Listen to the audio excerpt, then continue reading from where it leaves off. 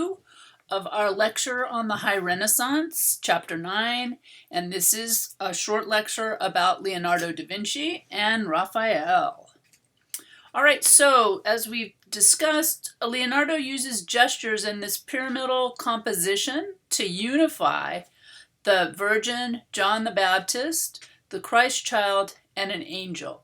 And the figures share this same light-infused environment. And again, oh, sorry, you guys, as soon as I start, the cats come. This is the Madonna of the Rocks, and this is from Milan, and it was painted between 1483 and 1490. It's oil on wood transferred to canvas, and it is 6 feet, about 6 foot 6 inches tall and 4 feet wide. And so if you think about someone you know who's very tall, they might be 6 feet 6 inches, right? If you knew a basketball player, they might be that tall. But for most of us, this is going to be over our heads, right? This is going to be taller than we are when we look at it. So it will kind of immerse you in because it's so tall. All right, so Leonardo da Vinci. Leonardo was born in the small town of Vinci near Florence, and he lived from 1452 to 1519, and he was what we call the quintessential Renaissance man. Art was one of his innumerable interests. His unquenchable curiosity is evident in the voluminous notes he interspersed with sketches in his notebooks. So Leonardo is famous for all of these notebooks that he left. Wherever he went, as he traveled, he would take notes about it, and then he would write about his ideas and make sketches. And so he was interested in botany, plants, geology, rocks, geography, the way the land is laid out, map making, zoology, so animals, military engineering, so making machines for war, which is sort of interesting aspect of his personality, hydraulics, how we could use water to make machines and make things happen, and then anatomy, very interested in human anatomy. He believed that his scientific investigations made him a better painter. So he felt that the more he knew about the world, the better he would be as a painter. For example, his in-depth exploration of optics provided him with an understanding of perspective, light, and color. So he was very interested in the way we see, and he felt like the better he knew about the way we see, the better he could use perspective and light and color in his paintings. Leonardo, with his intellectual and analytical mind, preferred painting to sculpture, which he regarded as lowly manual labor. And so we can see that for someone like Michelangelo, who really believes in sculpture, that it's going to be kind of a Leonardo versus Michelangelo, when we're thinking about painting versus sculpture. Indeed, his scientific drawings are themselves artworks. He was especially prolific in his production of drawings, so throughout his life, wherever he went, he kept notebooks, sketchbooks, and he drew all the time. His drawings are not only small-scale artworks of the highest quality, but also invaluable records of his wide range of interests, both artistic and scientific. So this is how we know what he was thinking about, what ideas he was working on, what inventions he was thinking of. His greatest ambition in both his scientific endeavors and his art was to discover the laws underlying the processes and flux of nature. So from Leonardo, we really, for the first time, think about how man can, well, I won't say the first time, because certainly the Romans, dominated the physical landscape, but Leonardo really was thinking about how we can make machines to manipulate nature and sort of man's place as, ability to control nature. And of course, today, with our climate crisis, this idea has gotten us into a lot of trouble. With this end in mind, he also studied the human body and contributed immeasurably to knowledge of physiology and psychology. And he was interested in psychology, and he was also interested in conveying emotions in his paintings. He believed that reality is an in an absolute sense is inaccessible, that we can't really know, we can't really experience reality. We only know it through the way we see it, through these changing images that we see. He considered the eyes the most vital organs and sight the most essential function. And around 1481, he left Florence. So we're going to see these artists traveling around. They go places where they think that the patrons, are going to pay them more and give them more freedom, and where they can work on projects that they're interested in. So he left Florence after offering his services to Ludovico Sforza, and who was the son and heir apparent of the ruler of Milan. And the political situation in Florence was uncertain. And Leonardo must have felt that his particular skills would be in greater demand at the court of Milan. So he, wrote Sforza a letter, said, "Hey, can I come work for you?" And then he said yes. And then he thought that he hoped that he would have, a better opportunity to achieve financial security in Milan. All right, so this is the Madonna of the Rocks. Shortly after settling in Milan, Leonardo painted the Madonna of the Rocks as the central panel of an altarpiece in San Francisco Grande. He presented the Madonna. So here's the Madonna and the Christ child down here, the infant John the Baptist, and an angel. And they are in a pyramid, right? I mean, you can see that they're in this pyramid. I sometimes think that Raphael's work, it's easier to see the pyramid shape, but there they are. And so these four figures pray, point, and bless. And these acts and gestures, although their meanings are uncertain, we don't know exactly what Leonardo meant for these gestures to convey, but they visually unite the individuals portrayed. So look at how each one is gesturing, and that kind of unites them in a group. So Leonardo always careful to tie together the figures in his painting. They're not just stuck there in that landscape. They're interacting with each other.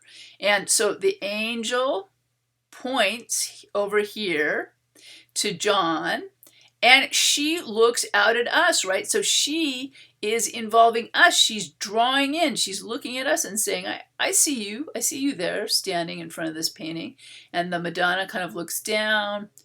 Christ looks out and off, and then John looks at Christ. And John is praying to the Christ child, who's blessing him. And then the Virgin is, her left hand is reaching toward Christ, her son, and her right hand rests on John's shoulder. It's almost as if she's directing John back to Christ. And so there's a tender mood that he creates in this entire composition. And one of the most amazing things about Leonardo is that he paints these figures in this environment. And he uses chiaroscuro. So chiaroscuro is the use of light areas where the sun or the light is hitting the figure, and then darker areas which are in shadow. And you can see that by using this light and dark, he creates this illusion, right? Again, because remember, this is flat, this is a two-dimensional surface, but it looks like these figures have a roundness. It looks like they exist in three-dimensional space. And he does it even to the rocks, right? Because here's the light side of the rock, right? And then these darker areas which create this illusion of a three-dimensional space. So the biblical characters emerge through nuances of light and shade from the half-life of this mysterious cavernous landscape. So look back in all these crazy rocks and sort of caves that he creates.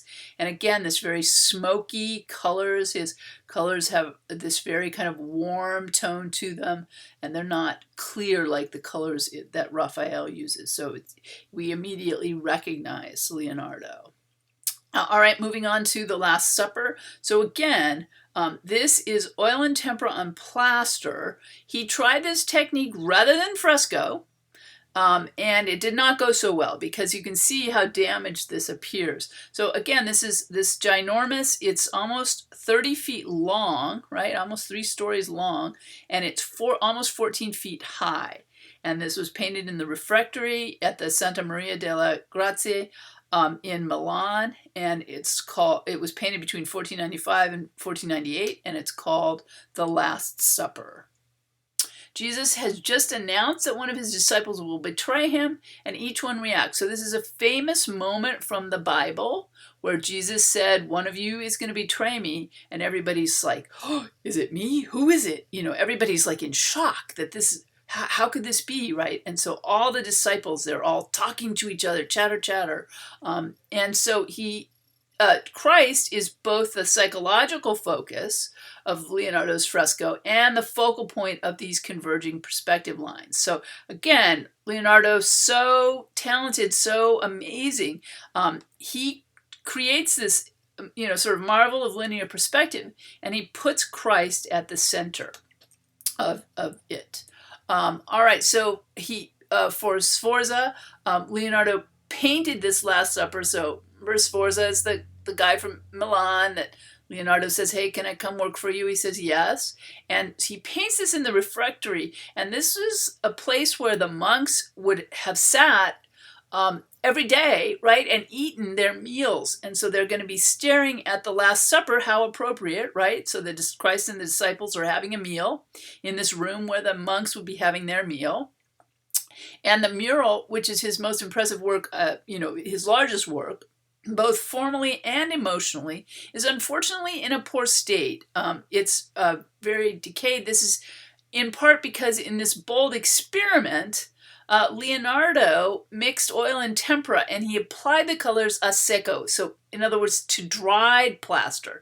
So fresco is this amazingly stable surface, whereas the painter would actually apply plaster, wet plaster, to the wall, and then paint on the plaster with paint pigment. And so when the plaster dried on the wall, it would kind of encapsulate the paint pigment, and it's very stable surface, right? For hundreds of years, these frescoes have lasted. But Leonardo wanted to try something different, and so instead of doing it wet, he paints oil and tempera onto the dry plaster, and it just didn't really work materials wise, and so also the paint began to flake. So you guys, this isn't just in our time. This started to happen within his lifetime, that people knew that this wasn't lasting. And also Milan's very humid, a lot of water in the atmosphere, and so this further accelerated the deterioration. And so this is an aspect of art history called conservation, where scientists and artists try to figure out how's the best way we can take care of this and preserve this so it's going to last into the future. All right, so the scene is set. Jesus and his 12 disciples sit at this long table. So this very long table placed parallel to the picture plane. They're in this simple, spacious room that recedes behind them. And it's very austere. There's not a lot of decoration or fanciness. And this allows us to focus on the dramatic action that's happening at the table. So here's Jesus sitting with his outstretched hands, looking very calm, and he has just said, one of you is about to betray me. So this is from a book of the Bible, Matthew. And so this wave of intense excitement passes through the group. Each disciple asks himself, and in some cases his neighbor, is it me? Am I going to be the one that does this horrible thing?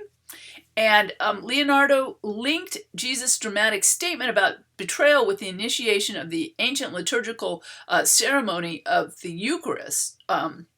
And so that's this ceremony of communion, which is still conducted in Catholic Church and Protestant churches today.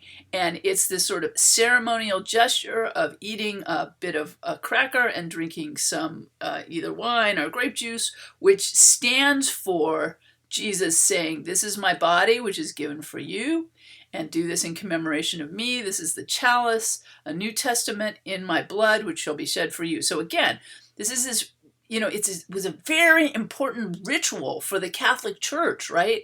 And so Leonardo links this ritual with this event of the Last Supper. So he's super smart about he he has to make sure that all the details from the New Testament are carefully accurate in his painting. And so it's just an amazing work of art. Okay, so in the center, he is almost isolated from the disciples, right? So they're in groups of 3. Here's 3, and then 6, 9, and 12.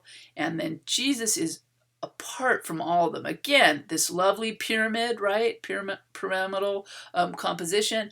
And he's very calm, and all this excitement is swirling around him.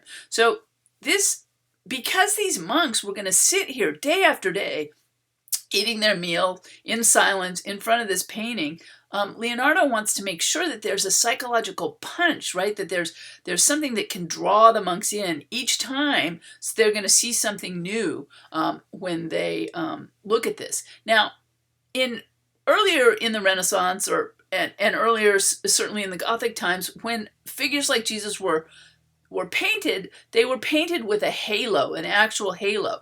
But here, Leonardo creates a sense of a halo. The only curved thing in the architecture in this entire room is this kind of pediment behind Jesus, and then the light coming in the window. This frames him, and it creates the sense of a halo without having to have that halo, because Leonardo's asking these monks to relate to Jesus and the disciples as if they were actual men, right? Which they were. These are historical figures, and so an actual historical figure wouldn't have had a halo right over his head, but Leonardo creates the sense of the halo. So all these details are so smart that Leonardo does, and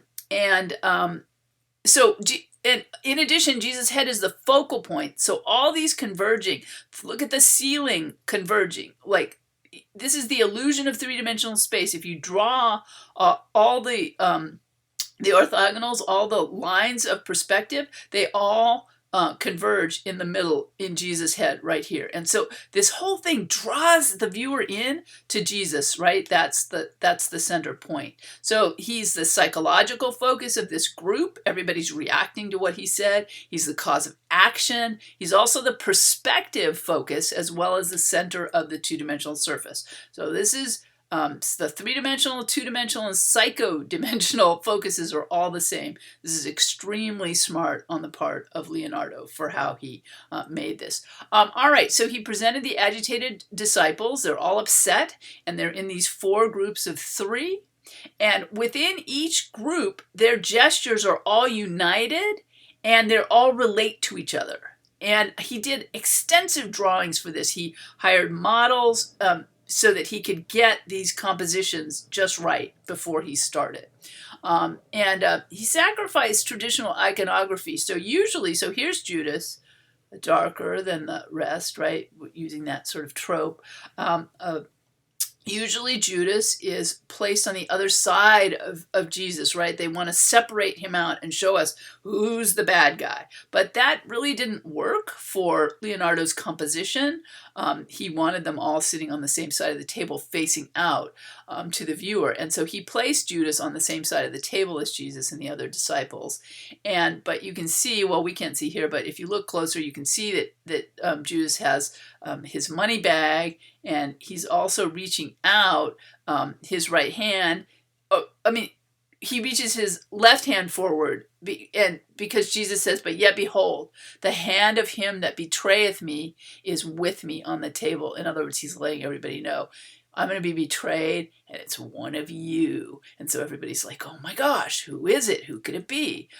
So the 2 disciples at the end, now look how quiet these 2 guys are, right? It's almost like they're a bracket or a parenthesis. So all of this energy goes from calmer to more and more frenetic, and then back to calm in the center. And so Leonardo's like carefully creating this emotional energy and then containing it in this space. And the disciples, there's a broad range of emotional responses. So remember, Leonardo, interested in psychology, he's showing us fear, doubt, protesting, right? Protestation, rage, and love. And each of the apostles or the disciples kind of registers their own emotion. So he did numerous preparatory sketches using live models, and he thought about each figure as carrying a particular charge, right? I'm gonna get a particular emotion across with each of these. Like a stage director, he read the gospel stories carefully so he could get all the details, and he scrupulously cast his actors as the Bible described their roles. So each of these people would have been like everybody would have known who each one of these players was, like, each of the actors. In this work, as in his other religious paintings, Leonardo revealed his extraordinary ability to apply his voluminous knowledge about the observable world to the pictorial representation of a religious scene, resulting in a psychologically complex and compelling painting. It's really amazing. All right, and then, so we're going from something that is like almost 30 feet long, 14 feet high, huge. This would have been in a semi-public space, right? This refectory where the monks would have spent time each day. And then we're going to this small, so it's like 2 feet 6 inches by 1 foot 9 inches, 2.5 by 2 feet portrait. And so we can really see the range of his talent. And here he's really using chiaroscuro, so again, this alternating of light and dark to create this illusion of three-dimensionality on a two-dimensional plane. And he's going to show us this woman as an individual personality who engages the viewer psychologically. So remember, we saw the Kouros figures, right, in the archaic Greek, and they were, sort of very beautiful, but they had a generalized appearance. They weren't based on any one person. Here, Leonardo's doing the opposite. He's showing us this person, a portrait of this person, this woman, as an individual personality, and she engages the viewer psychologically. We look in her eyes. All right, so Leonardo's Mona Lisa is probably the world's most famous portrait. And there was a writer at the Giorgio Vasari who wrote about the lives of the painters, and he wrote about a biography of Leonardo, and he identifies who the woman is. There's still kind of going back and forth about who this really is, and in different countries it's called different things, but we feel we know who this woman is, and the Mona Lisa is a contraction. I mean, it's kind of like a nickname that we've given her, because her first name was Lisa. Unlike earlier portraits, Leonardo's representation of her does not serve solely as an icon of status. In other words, she's not wearing a bunch of fancy jewelry, right? But this is a convincing likeness of a specific individual. And she wears no jewelry. She holds no attribute, specifically that would be associated with wealth, although only wealthy people were going to have their paintings painted at that point. She sits quietly, her hands are folded, and her mouth forms that little smile, right? And she looks at us. And Renaissance etiquette dictated that a woman should not look directly into a man's eyes, and so this is a little bit scandalous and provocative. He portrays her as a self-assured young woman without the trappings of power, but engaging the audience psychologically, and this is really unprecedented. This is a new way that they would have seen portraits at that time. And the other appeal is that he places her in this crazy uninhabited landscape. I always, it's such this kind of fantasy landscape that he puts her in. I don't know, like The Hobbit or something. And there's roads and bridges that seemingly lead nowhere. This reminds us of the Madonna of the Rocks. It's a similar kind of mysterious landscape. And it also resembles a Madonna child from the past, from the earlier Renaissance, from Fra Filippo Lippi's painting. And we can see here that artists are giving a nod. Leonardo's kind of giving a nod to this work from the past. It might, like if a music artist samples a song from 15 years earlier or something, they're kind of giving a nod to someone that came before them. And originally she was sitting in this kind of architectural space with these columns. And if you can imagine someone coming in and cutting the painting. So a later owner actually trimmed it. It's so scandalous. He trimmed out the columns, but you can see a little bit of them right here, right, and right here. And so, and you can kind of see that she's leaning against this wall. And the painting's darker today than it was 500 years ago, and the colors are less vivid. But Mona Lisa reveals Leonardo's fascination and skill with chiaroscuro and atmospheric perspective. So this kind of using these smoky tones to create an atmosphere that leads the eye back. You know, it looks like miles, right? Miles back into behind her. And it's a prime example of his famous smoky sfumato, or this idea of misty haziness, his subtle adjustment of light and blurring of precise planes. He also won renown in his time as both an architect and a sculptor, although no architecture or buildings that we know of can still exist. They're not extant, and that we can specifically say. He drew central plan structures, so he was like other Renaissance architects that was interested in the central plan, and he did a lot of drawings of equestrian sculptures, so in other words, people on horses. He made a full-size model, but again, the French used it as a target. So can you imagine somebody shooting at a Leonardo? They shot it to pieces when they occupied Milan in 1499. He left Milan and he traveled around. So for a while he was a military engineer for Borgia, who was trying to create a little, monarchy. And then after that he returned to Milan, and then he was invited to go to France. And so you can see that these artists, they moved around, they looked for opportunities to earn more money, to work on projects they were interested in, and he went to France, and then he died there in France in 1519. All right, so if we're thinking of him, we think of mathematical linear perspective. So you guys, this is a formula that he uses, right, to lay out all of the lines in the painting so that it appears to us to look like three-dimensional space. This doesn't just happen, right? I mean, this is very carefully calculated so that everything converges and so that it looks like it's correct perspective. We see this compositional emphasis on Christ, obviously the most important figure. And again, think about gesture and movement. He's really interested in uniting through gesture and movement. He's very interested in emotion and capturing the observable worlds.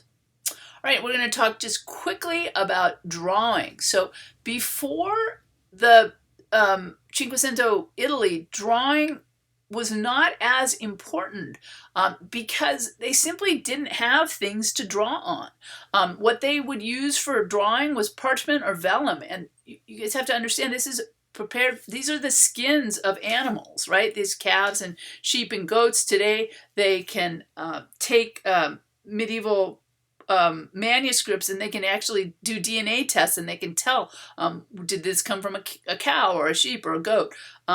And so it was very expensive to get vellum, right? And so they did not waste it. And they would make these intricate, very detailed drawings, but only a few, right? As then they invented the process of making paper from pulp, right, from plant material, and instead of animal bodies. And so then they were able to buy paper and they could make these drawings, right? And so people started to draw more and more and more. Sketches became more and more evident, and they drew in pen and ink, chalk, charcoal, graphite, or lead. And so anyone who's taking a drawing class knows, that you don't always get it right the first time, right? You tear off that piece of paper and write on a new one. But if it's super expensive to buy the paper, then we have to be a lot more careful with it. And so as paper got less expensive, artists were able to make more and more drawings. And the importance of drawings transcended the mechanical or technical possibilities. This term for drawing, diseño, refers to design. So they're thinking about how important it is to design what you're drawing. And design was the foundation of art, and drawing was the fundamental element of design. And so as it was demanded that artists develop their own styles, if you're going to become a big name artist, you have to have your own recognizable style. At first, artists started out by copying other famous artworks, but you're not really developing your own style, you're learning the style of another artist. So as they continued on through their training, then they started to develop their own styles, and they did this largely through drawing, and so drawing became very important. Or diseño, the design, represented an artist's conceptualization, their intention. What did they want for this piece? How did they design this? That became more and more important. So they come up with all of these, invention, innate talent, imagination, originality, all became important words to describe artwork. All right, and so let's move on to Raphael. So Alexander the Sixth's successor was Julius II, and again, that name is very important. Julius II commissioned a huge amount of very famous artworks, and in 1508, the new Pope Sanzio.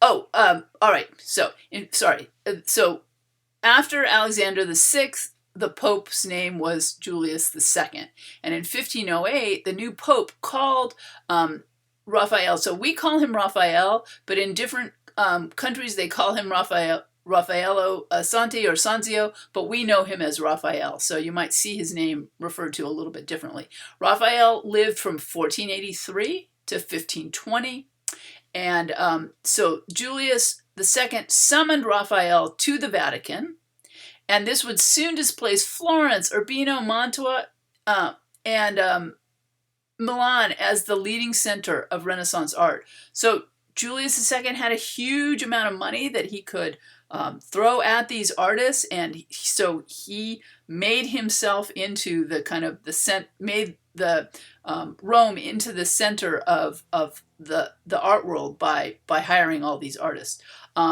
Raphael was born in a small town in Umbria, and he probably learned the basics of his art from his father.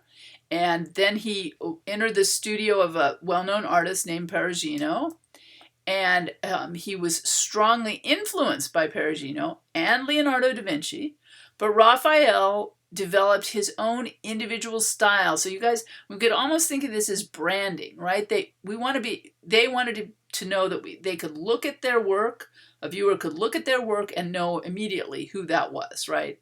And so he develops this individual style that embodies the ideals of high Renaissance art. And so he has looked at and learned from Leonardo. So he uses this pyramid construction, but to me, it's a little bit more simple and sort of easier to see it as a pyramid. But he says no thank you to that sfumato, that kind of dusky modeling and mystery. Raphael says, that's not me, right? There's no mystery landscape here, right? We're not in the Hobbit or something. This is a landscape where we can see buildings, recognizable buildings and churches in the background. This is well lit. We can see blue in the sky, and she's very graceful, she's dignified, she's beautiful, but she looks different than Leonardo's Madonna, and we can tell that this is Raphael's. So this is called Madonna in the Meadow, and he painted it between 1505 and 1506. This is oil on wood, and it's about, it's not quite as big, it's about almost 4 feet high and about 3 feet wide. And so again, same subject, right? Same Madonna and Child. There's John the Baptist, there's Jesus, there's the Madonna, but a very different composition, a very different look to it than Leonardo. All right, so he worked in Florence from 1504 to 1508, where he painted Madonna in the Meadow, and he used his chiaroscuro, right? His use of light and dark is still there, but it's very different than Leonardo's. And his other teacher was Perugino, and he took from him his lighter tonality, his blue skies, the clarity, and he was not fascinated like Leonardo was with this mystery.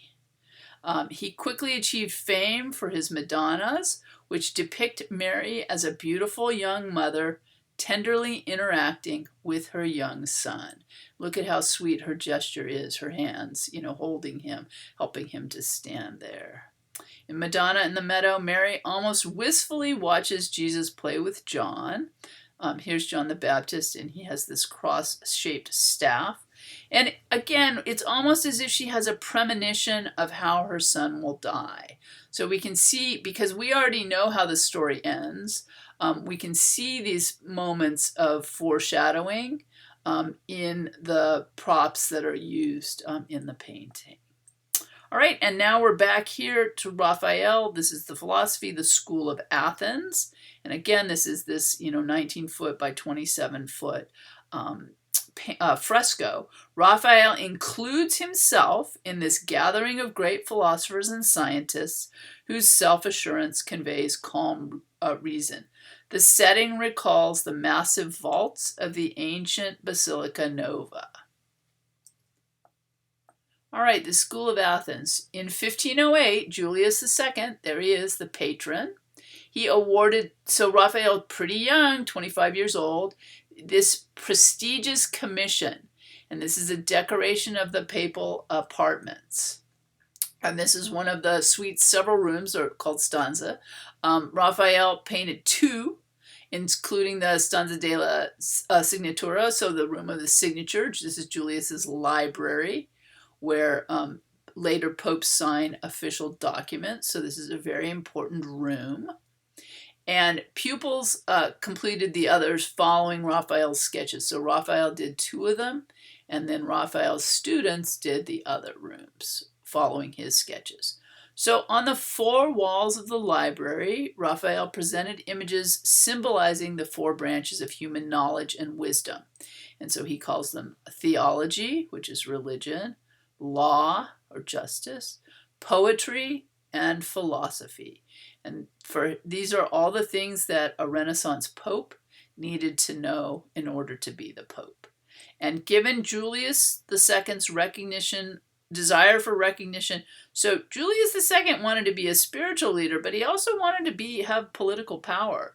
So it's appropriate that the theology and philosophy frescoes face each other. So if you can imagine this room with these frescoes painted on all four sides. And so the two images present a balanced picture of the Pope. So he's cultured, knowledgeable, and also wise and divinely ordained, a religious authority. So these paintings all are pointing to the power of the Pope. They're all saying, this is why Julius should be in power. So even though these are beautiful paintings, they all have an underlying message that is going to be apparent to people that walk in that room. So that's what I mean by propaganda for all these. All right, in Raphael's philosophy mural, so this is commonly called the School of Athens. The setting's not really a school, but it's a congregation of great philosophers and scientists of the ancient world. So this is all of the people that we knew about. These are all famous wise men.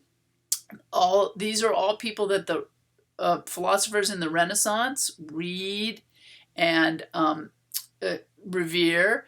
And, so you can imagine it as, kind of your best of, right? All these famous people from different, a lot of these guys not alive at the same time, but in this conception by Raphael, they're all there, right? And they're all talking, they're explaining their theories and ideas. So this would have been a really exciting place to be, where you could say, oh, right, I talked to Aristotle and he explained this to me, so very, I don't know. It would have been a very exciting idea for people. The setting is a vast hall covered by massive vaults that recall ancient Roman architecture, and especially these barrel vaults of the Basilica Nova. So you can see these kind of barrel vaults here. So this is a complete fantasy location and this kind of fantasy team of philosophers that Raphael has assembled. There's these colossal statues of Apollo and Athena. And so remember, these are the patron deities of the arts and of wisdom. They're kind of watching over all the philosophers. We've got Plato and Aristotle in the middle here. They're the central figures around whom Raphael carefully arranged the others. And Plato holds his book and points up toward heaven and the source of his inspiration, while Aristotle carries his own book and gestures down toward earth, from where his observations of reality sprang. And appropriately, ancient philosophers, so men concerned with the ultimate mysteries that transcend this world, stand on Plato's side. And on Aristotle's side are the philosophers and scientists concerned with practical matters such as mathematics. And on the lower side, Pythagoras writes as a servant holds up the harmonic scale. And in the foreground, Heraclitus, which is probably a portrait of Michelangelo, is kind of brooding alone. Diogenes is here sprawled out on the steps, right? So these are all the who's who, the famous Greek and Roman philosophers.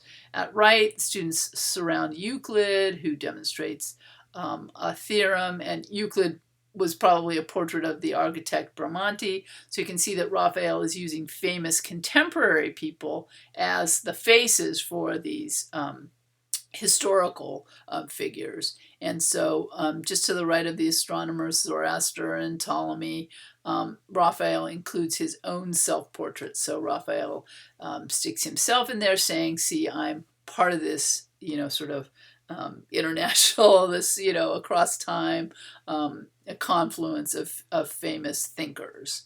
And the groups appear to move easily and clearly. They have eloquent poses and gestures that symbolize their doctrines and present an engaging variety of figural positions. So Raphael's saying, look, I can paint the figure from any side, in any position.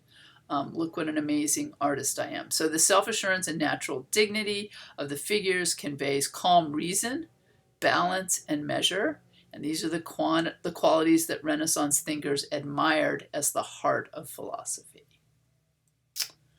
Significantly, Raphael placed himself among the mathematicians and scientists in the school of Athens.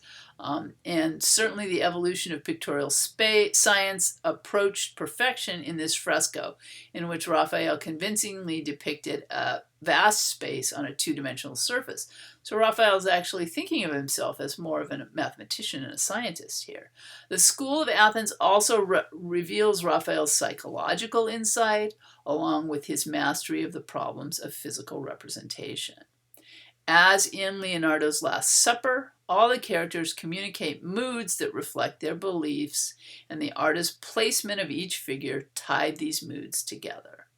Around the center, where Plato and Aristotle stand, Raphael arranged the groups of figures in an ellipse with a wide opening in the foreground. So they're kind of in this this ellipse with this area in the foreground so that we can see Plato and Aristotle. And moving along the floor's perspective pattern, so here you can see the tiles, right? The viewer's eye penetrates the assembly of the philosophers, so it kind of leads our eye up and continues by the way of this.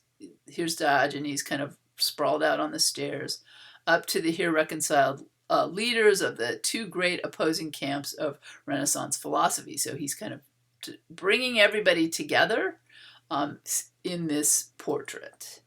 And the vanishing point falls on Plato's left hand, and Raphael reconciled and harmonized not only the Platonists and the Aristotelians, but also classical humanism and Christianity. So this was also, sort of an ongoing tension between humanism and Christianity. All right, and so we will end our discussion of Raphael here. Thank you very much.